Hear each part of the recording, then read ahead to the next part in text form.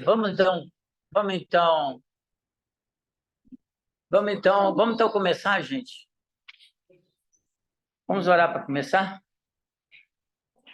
Senhor, muito obrigado pelo dia de hoje. Quero agradecer pela vida de cada pessoa que está aqui conosco, seja pela internet, seja aqui presente. Quero pedir ao Senhor, em nome de Jesus, que o Senhor nos abençoe com mais esse estudo da sua palavra, que a gente possa aprender com ela e aplicar nas nossas vidas. Em nome de Jesus. Amém. Então, a gente está estudando aí a primeira carta do apóstolo Paulo aos Coríntios, lembrando que a gente ainda está dentro desse trecho que a gente pontuou inicialmente, que vai até o capítulo 6, que é o que a gente vai estar vendo hoje, e terminando semana que vem, aonde Paulo está tratando principalmente de informações que ele recebeu de pessoas que vieram de Corinto. Paulo estava em Éfeso, ele recebe uma carta do pessoal de Corinto, em resposta a uma carta que ele tinha enviado, mas ele também recebe algumas pessoas que vêm de Corinto, são pessoas que ele menciona no capítulo 1, pessoas da casa de Cloé, que vêm trazer informações de coisas que estão acontecendo na igreja de Corinto. Então, ele começa essa nova carta, lembrando que a primeira carta de Corinto não foi encontrada, ele começa com essa carta, primeiro, tratando daquilo que ele ouviu de informação.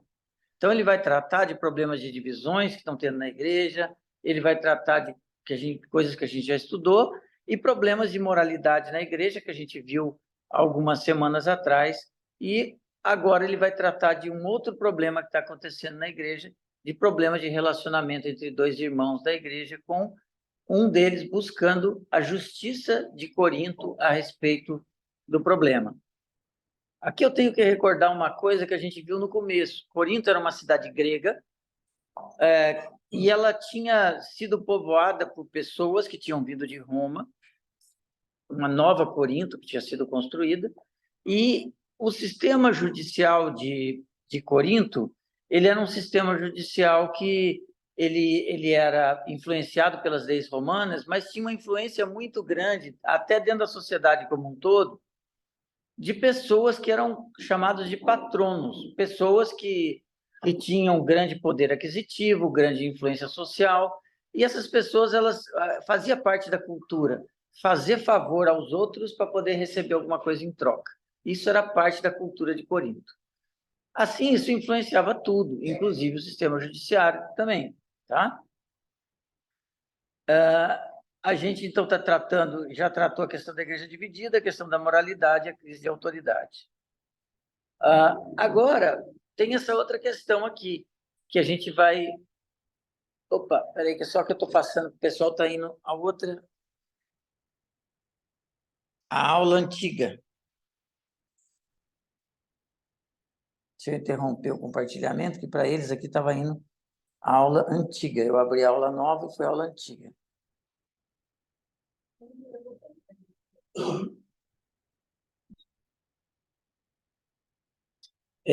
Isso aqui, para mim, esse compartilhamento aqui é uma coisa meio nova, e aí acaba dando erro.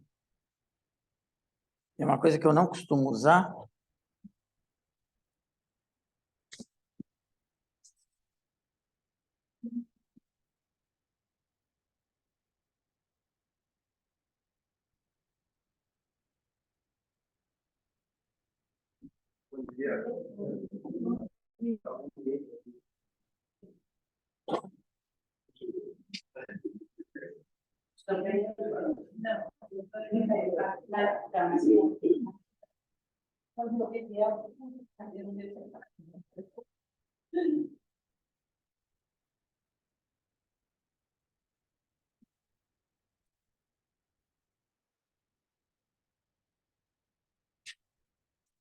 Vai em aula errada para eles. Mas, enquanto isso, eu vou falando aqui.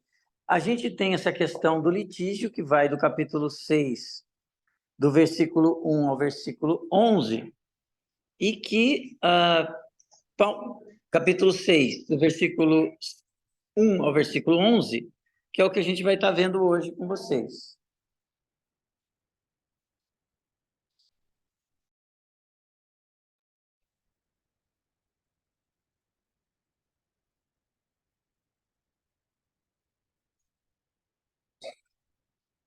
Agora travou de uma vez. Deu.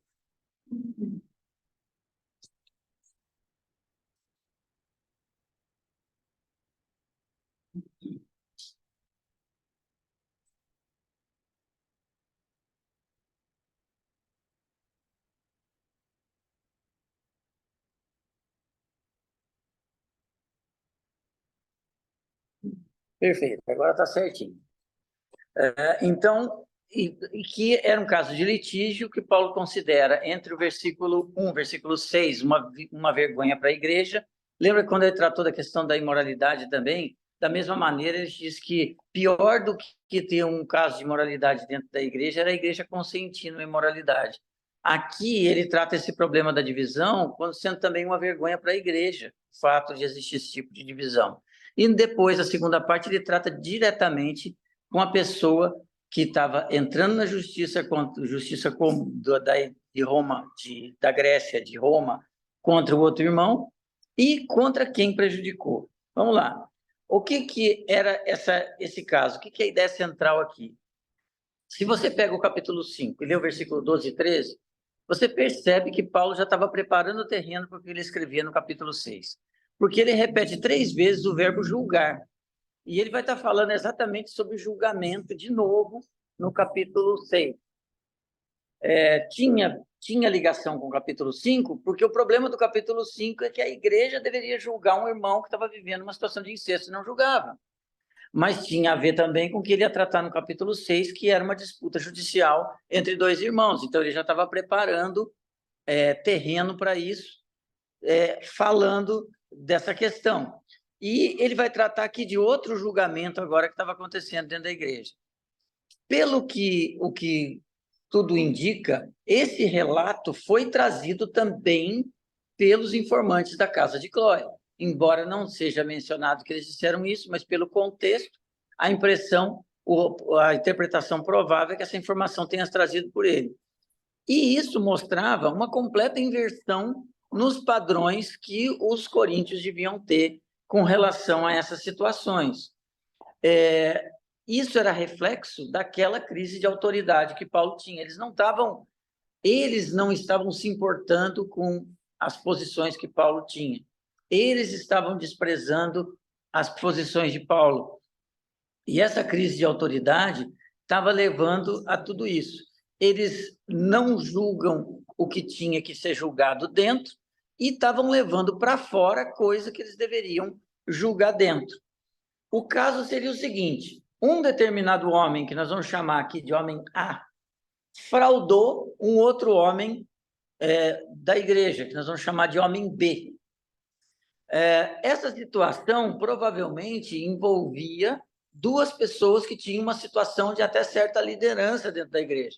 Mas existe uma fraude, então, de alguém fraudou, alguém roubou, alguém enganou alguém da igreja, e a igreja não resolveu esse problema, não se envolveu com esse problema, e esse homem que foi prejudicado levou o caso para a justiça civil para discutir esse problema. Paulo fica indignado com a atitude desses irmãos, mas mais do que tudo, fica indignado com a atitude da igreja de não resolver esse tipo de situação. E a gente percebe a indignação de Paulo na repetição de certas frases que ele coloca nesse contexto.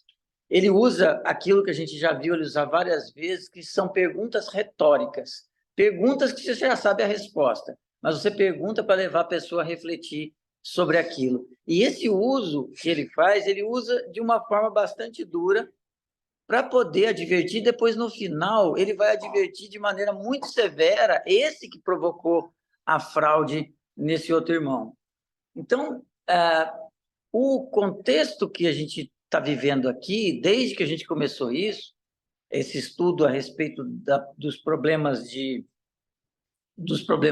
imoralidade na igreja, que os coríntios não tinham compreendido, na verdade, quem eles são em Cristo e o que a igreja representa diante de Cristo. Havia um problema de compreensão, que é uma coisa que eu acredito que também é um problema da igreja de hoje. As pessoas hoje não compreendem o que significa ser membro do corpo de Cristo através de uma igreja. As pessoas não entendem que fora da igreja não existe essa situação de eu sou parte do corpo de Cristo, mas eu não congrego. Essa situação não existe na visão bíblica. Se eu sou parte da igreja de Cristo, eu tenho que fazer parte de uma comunidade cristã, a menos que eu fosse um cristão que, por alguma exigência e necessidade, vive isolado em algum ponto. Mas, do contrário, tem que fazer parte de uma comunidade. Vida cristã isolada não existe no contexto bíblico.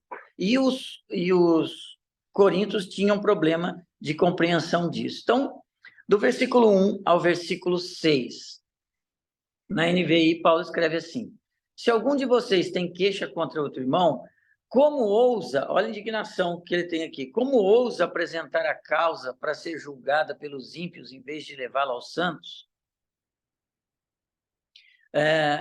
Vocês não sabem que os santos hão de julgar o mundo? Se vocês hão de julgar o mundo, acaso não são capazes de julgar as coisas de menor importância? Vocês não sabem que haveremos de julgar os anjos, quanto mais as coisas dessa vida? Portanto, se vocês têm questões relativas às coisas dessa vida, designem para juízes os que são da igreja, mesmo que sejam os menos importantes. Digo isso para envergonhá-los. Acaso não há entre vocês alguém suficientemente sábio para julgar uma coisa entre irmãos? Mas, ao invés disso, um irmão vai ao tribunal contra irmão, e isso diante de descrentes. Nesse trecho que a gente está lendo aqui, a ideia central é que a palavra é dirigida à igreja de Corinto como um todo. Então, ele já está se dirigindo à igreja como um todo, demonstrando exatamente uma situação de fracasso da comunidade em resolver seus próprios problemas. Para poder compreender esse trecho, você precisa, na verdade, entender aquilo que é chamado de comunidade escatológica, aquilo que a igreja representa, uma comunidade escatológica cuja existência como o povo futuro de Deus, aqueles que estarão na eternidade com Deus, determina a maneira de viver nos dias de hoje. Então, quando você olha para a sua vida, entenda o seguinte: você vive aquilo que nós chamamos de já e ainda não. Eu já sou parte da comunidade de Cristo, eu já sou parte do reino eterno de Deus, mas nem todas as coisas foram cumpridas na nossa vida ainda. Por isso, como nós somos parte dessa comunidade escatológica nesse atual momento, a gente tem que fazer aquilo para o qual Deus nos chamou nesse momento para poder influenciar essa era onde nós vivemos. E, portanto, nós não podemos viver do mesmo jeito que todo mundo vive. Existe uma necessidade nossa de compreensão disso. Algumas coisas sobre os tribunais romanos da época. Tá? Aqui tem uma passagem, em Atos 18, em que Paulo teve essa situação com relação aos tribunais romanos.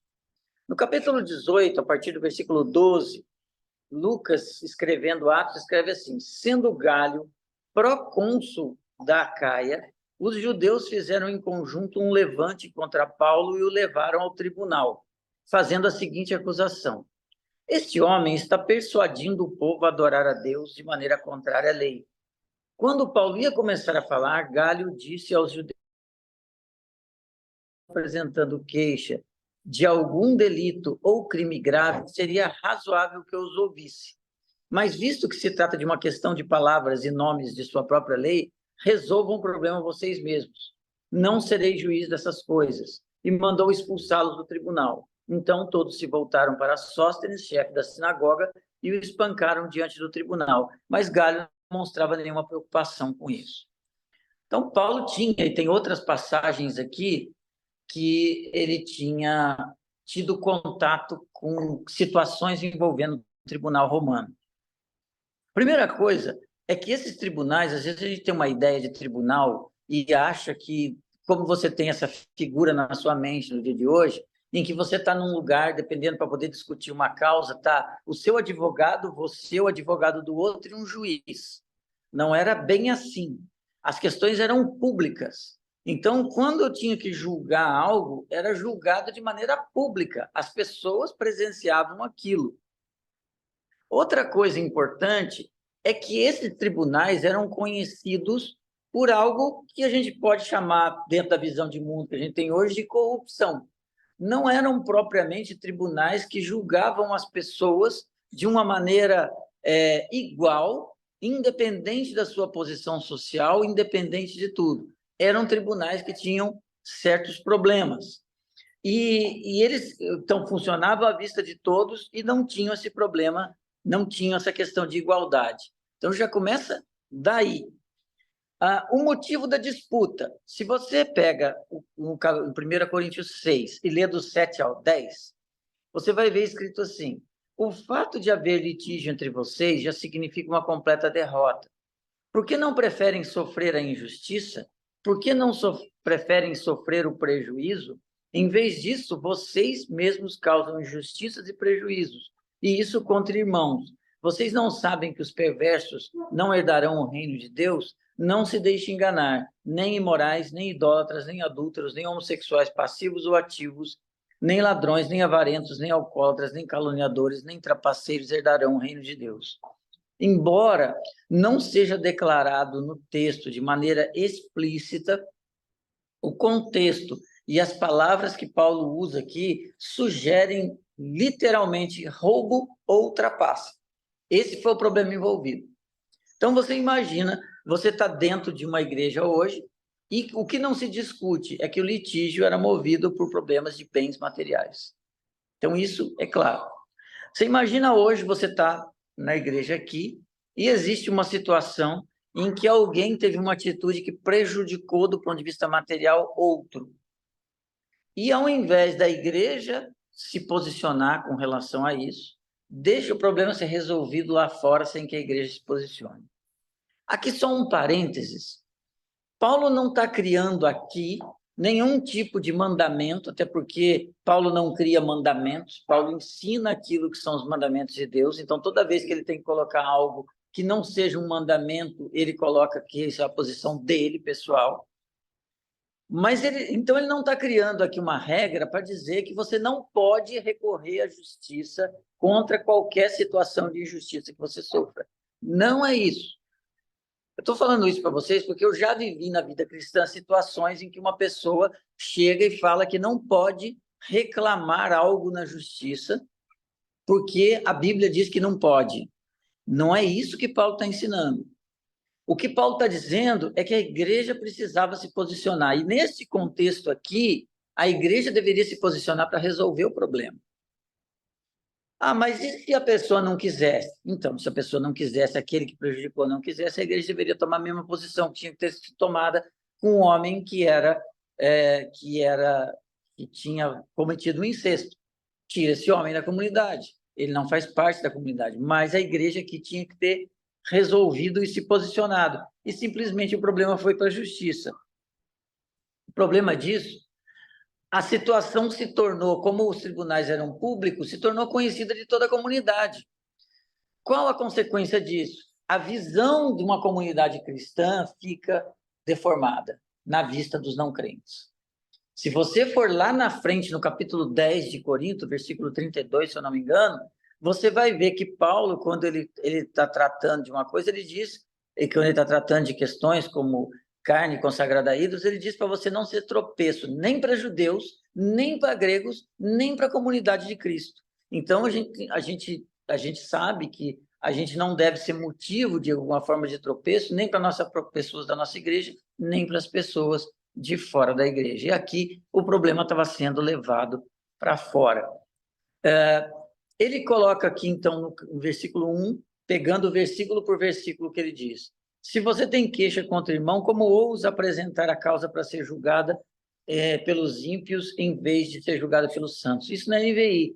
Se você tem a revista corrigida, ousa algum de vós Então, veja essa palavra aqui que ele coloca, que mostra uma verdadeira indignação. Talvez os crentes de hoje não se espantem com situações judiciais, porque é uma coisa que é mais parte da nossa cultura. Mas a gente deveria, sim, se espantar se acontece dentro de uma comunidade pequena como a nossa um problema desse e a igreja não se posiciona. Mas talvez a gente não se espante mais de reclamações judiciais. Paulo defende que a ação que ele defende que seria levar esse assunto diante do povo de Deus, o que reflete uma herança judaica que Paulo tinha. Se você lê Êxodo 21, por exemplo, 22, 21, 22, você vai ver que lá são colocadas várias questões que Deus orientou os judeus, não só do que deveria ser feito, da causa em disputa, mas da consequência daquela causa, qual deveria ser a forma de administrar. Dentro do contexto judeu, eles julgavam as suas diferenças. Havia aqui uma outra situação que a gente percebeu ali de Atos 18. O Império Romano tinha permitido que questões que fossem referentes aos seus próprios problemas, eles julgassem. Então, não tinha desculpa de dizer, não, mas agora aqui não são mais os judeus que mandam. Isso aqui nós estamos vivendo uma parte do Império Romano. Mas o Império Romano tinha permitido que questões de disputa entre judeus fossem resolvidas entre eles. E, portanto, a igreja tinha a prerrogativa dela própria resolver esse problema. Se você comparar aqui o versículo 1 com o versículo 6, no versículo 1, Paulo diz, como ousa apresentar essa causa para ser julgada pelos ímpios? E no versículo 6 ele diz, isso diante de descrentes. Aqui tem uma palavra de koi, aqueles que violam as leis de Deus. E essa palavra traduzida como ímpios. E Paulo confronta aqui a palavra ímpios com a palavra santos. Se você olhar, ele coloca as duas para serem confrontadas uma com a outra. Se você olha no versículo 2, ele diz, vocês não sabem que os santos hão de julgar o mundo?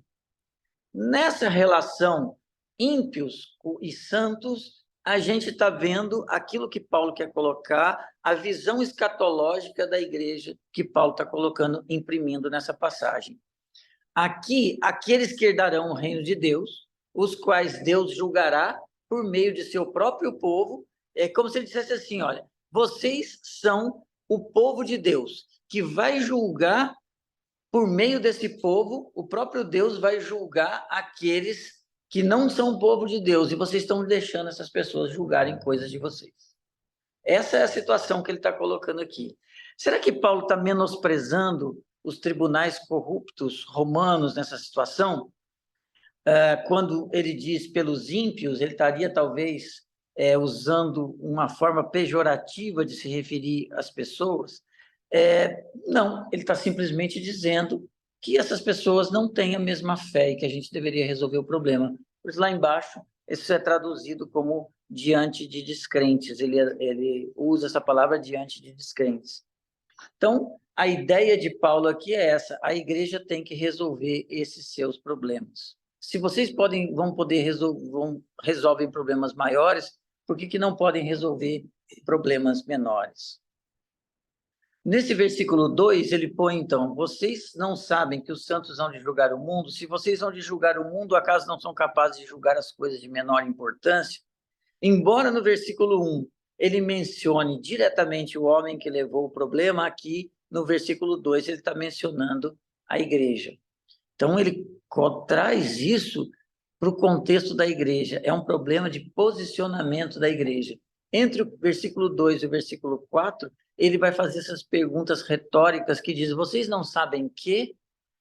Ele está, na verdade, fazendo aqui perguntas que levam as pessoas a refletirem sobre aquilo que estão fazendo e mostrando a indignação dele com isso tudo.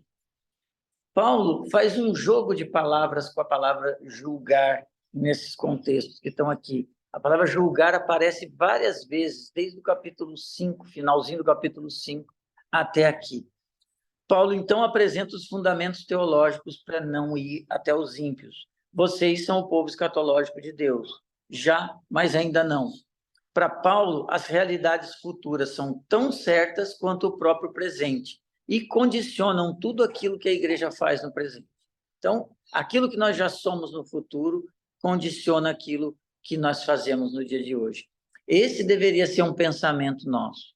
Por isso que você vai ver ele usar uma palavra que os gregos ali daquela região usavam muito.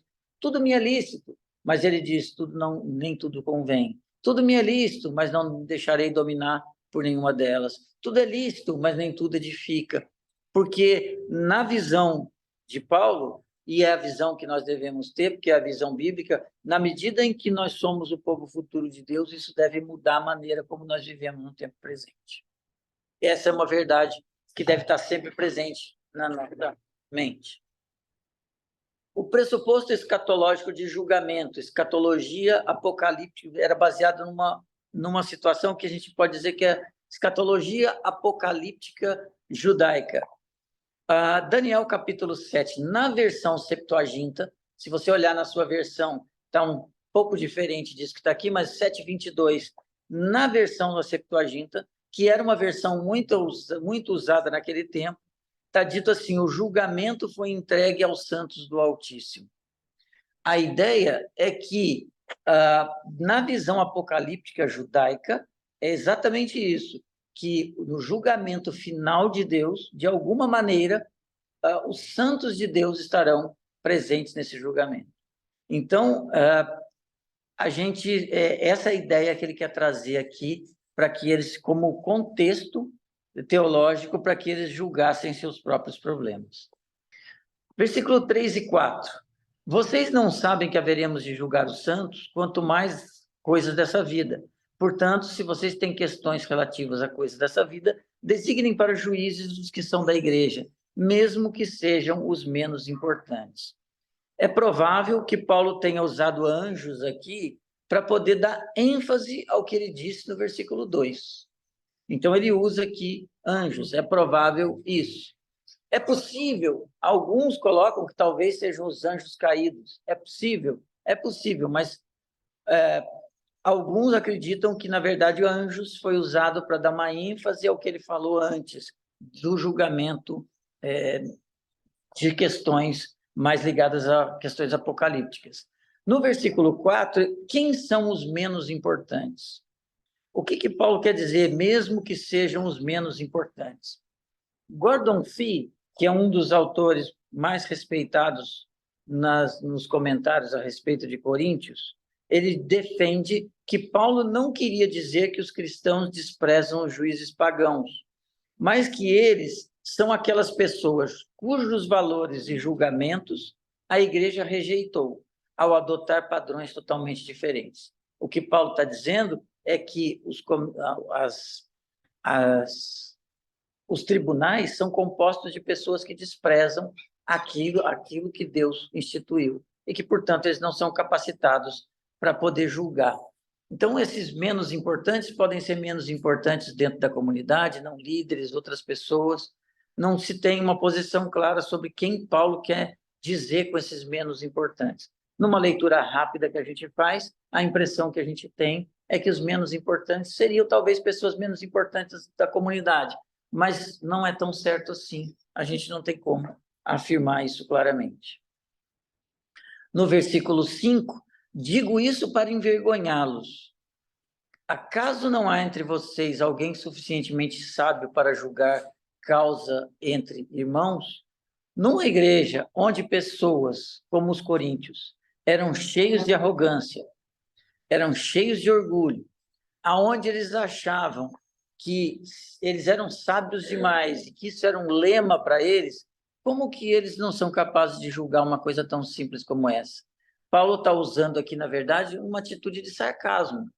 Ou seja, como que você não consegue julgar uma coisa assim, se você se acha tão bom para poder julgar todas as outras coisas? E Paulo diz que o assunto por si só traz vergonha. Então, se eles não tinham entendido antes o que Paulo quis dizer, era muito fácil de entender o que ele quis dizer aqui. O fato de existir no meio deles uma situação dessa já era motivo de vergonha assim como era motivo de vergonha ter uma pessoa incesto. Levar isso diante de não crentes era motivo de envergonhar a igreja, e a igreja não se posicionava com relação a isso. Então, ela tinha que se posicionar. Esse é o confronto que Paulo vem fazendo aqui.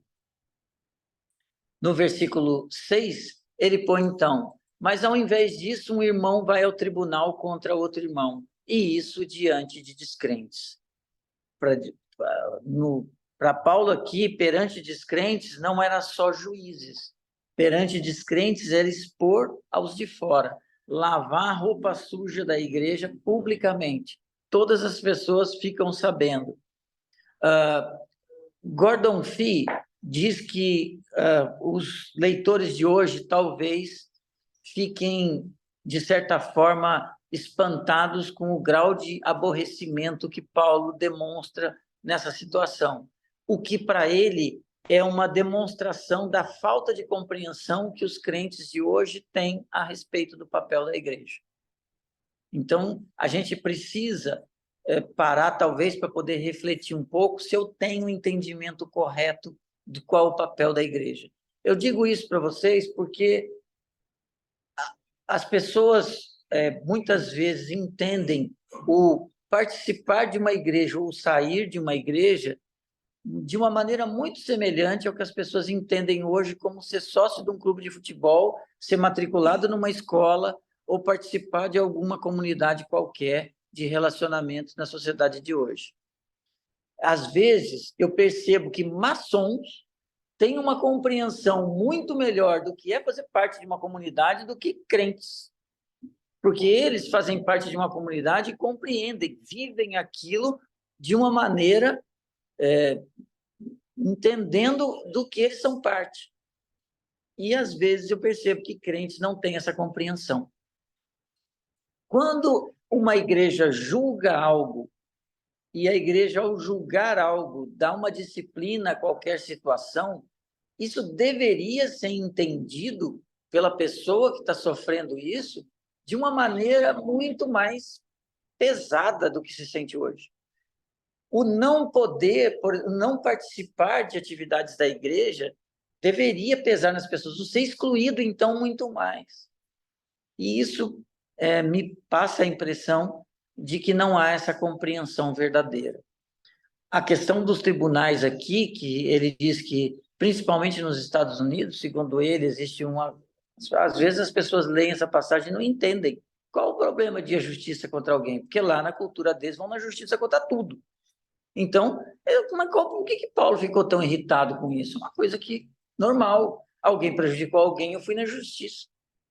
Mas isso demonstra essa falta de compreensão do papel da igreja. Então, o que o texto trata até aqui não é a reação de um cristão diante de pagãos que praticam fraude contra ele.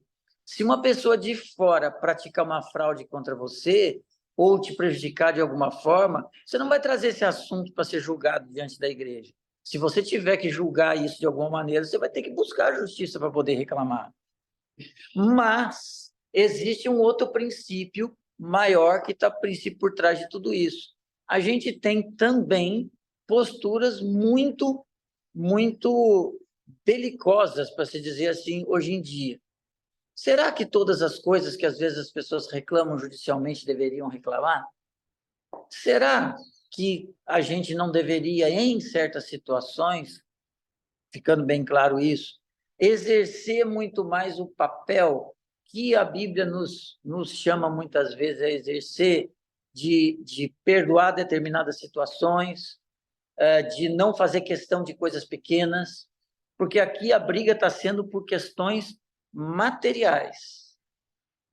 Questões materiais, muitas vezes, precisam ser resolvidas na justiça, mas a gente deve sempre, antes de tomar qualquer atitude, a gente deve refletir sobre isso, mesmo diante de não crentes. Eu devo refletir. Não estou dizendo que não deve fazer. Cada situação é uma situação, cada um deve ponderar isso. Mas antes de fazer qualquer movimento usando a justiça, aonde a gente também vive num país aonde a gente não pode, infelizmente, confiar totalmente na justiça que é exercida, a gente deve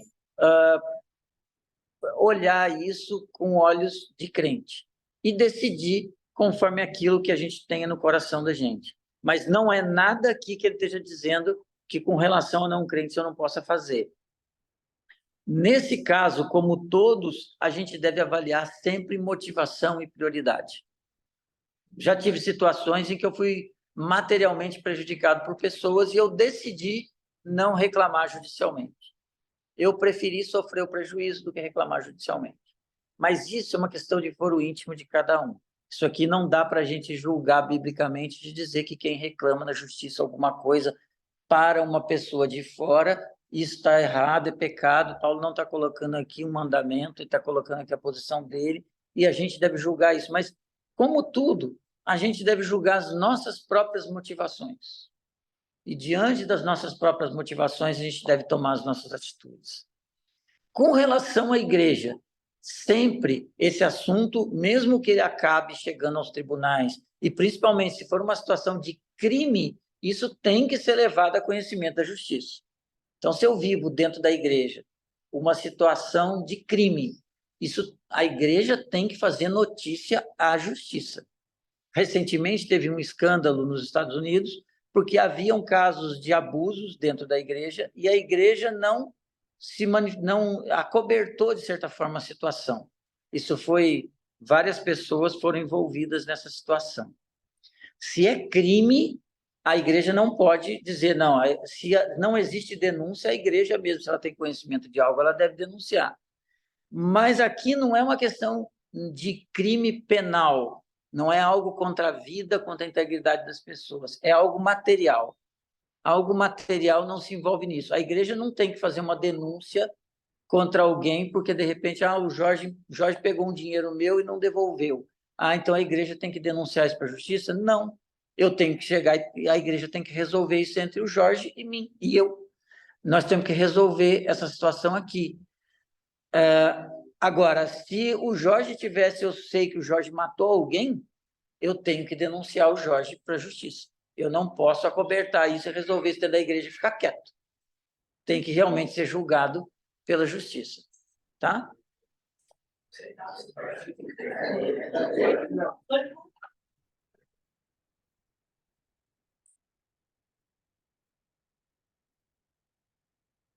Então, para a gente aplicar isso na vida da gente, Paulo não está apresentando aqui um mandamento de que é pecado buscar a justiça para poder resolver disputas, não é isso que ele está colocando. Por isso, não é pecado resolver problemas judicialmente. Paulo está ensinando a igreja a enxergar o seu verdadeiro papel escatológico e assim cuidar da sua própria santidade como igreja. E Paulo está ensinando que a igreja deve julgar e disciplinar casos de pecado entre irmãos.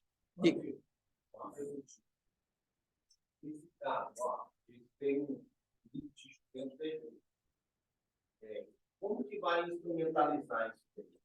Então, seria o presbitério que vai julgar isso, ou cada caso, cada um processo, né? Vou levar para a Assembleia e a ordem máxima. O princípio de qualquer litígio entre irmãos, ele deve ser resolvido baseado naquilo que a Bíblia prescreve em Mateus 18. Então, se eu tenho um problema, primeiro você vai tentar resolver com a pessoa. Se você não conseguiu resolver com a pessoa, no nosso caso, você traz até o presbitério da igreja, que vai se reunir com a pessoa e tentar resolver. E se não resolver, isso é levado à igreja e é tomada uma atitude com relação à pessoa. Normalmente, quando é levado para a igreja e a pessoa não se arrepende diante da igreja, isso é levado para a exclusão da pessoa da comunidade. Esse é o princípio que deve nortear todos os problemas que a gente tem com relação de problemas de relacionamento, de pequenos a grandes. Essa é a situação que a gente deve sempre desenvolver na igreja. Tá? É que sempre quando você chega a esse ponto, e aqui que eu acho que é uma coisa para a gente tomar cuidado, a gente sempre não, mas algumas vezes a gente olha para a pessoa muito que às vezes a gente gosta, muito mais do que aquilo que está acontecendo ali. Então, coitadinho, mas será que a igreja não está faltando com amor por ele? Será que A disciplina, ela não deve ser entendida como castigo. A disciplina é algo usado com o objetivo de correção, com o objetivo de levar arrependimento e com o objetivo de manter a santidade da igreja. A igreja não concorda com isso. A gente, às vezes, tem um pouco de dificuldade pela nossa cultura de aceitar isso e entende de uma forma equivocada, mas esses seriam os passos que a gente deveria tomar. Quando os caso, a pessoa está adulterando, você viu que a pessoa está adulterando, por exemplo, isso tem que ser levado, quem viu tem que levar para a igreja? Cidinha, aqui você tocou num ponto que é importante, porque entenda o seguinte, nós somos a comunidade de Deus, certo? Eu sou crente, eu faço parte da comunidade cristã, a comunidade de Deus. Se eu vi uma pessoa em pecado, qualquer que seja ele, a responsabilidade primeiro é minha. Sabe o que acontece? A gente fica sabendo de uma situação e a primeira coisa que a gente faz é levar, procura o pastor, fala, pastor, fiquei sabendo de alguma coisa. Se eu fiquei sabendo de uma situação e eu tenho condição de exortar a pessoa, eu devo fazer isso. Se a pessoa não me ouve, aí eu vou levar, eu não vou guardar para mim. Eu vou levar isso, olha, pastor, está acontecendo essa situação aqui. Eu preciso que o senhor saiba disso. E mais, se precisar que eu confirme isso, eu confirmo, porque fui eu que vi, sou eu que sei. A gente, como muitas vezes a gente quer que o problema seja resolvido, mas a gente quer manter a nossa reputação perante todo mundo, a gente pega um pecado e leva direto para o pastor, direto para a liderança resolver. Então, se a gente fica sabendo que uma pessoa, como você falou, está em adultério, e eu fiquei sabendo, mas a comunidade não sabe, a primeira responsabilidade é minha. Chegar para ele falando, olha, eu estou sabendo disso. Eu queria que você se arrependesse dessa situação, se isso é pecado, olha o que a palavra diz. Se a pessoa não se arrepende, tá bom. Aí você chega, pastor, olha, estou sabendo dessa situação aqui. E eu estou sabendo dessa e dessa maneira. E aí a igreja vai ter que tomar suas posições. Entendeu? Mas a responsabilidade é de cada crente. A responsabilidade não é só da igreja como um todo. Ó, todo mundo vai resolver junto comigo, porque a gente sabe que a gente faz isso muitas vezes para diminuir a nosso peso. Né? Alguma outra coisa? Alguém quer comentar alguma coisa? Daniel, Patrícia, Jorge? Alguém quer comentar alguma coisa? Fique à vontade.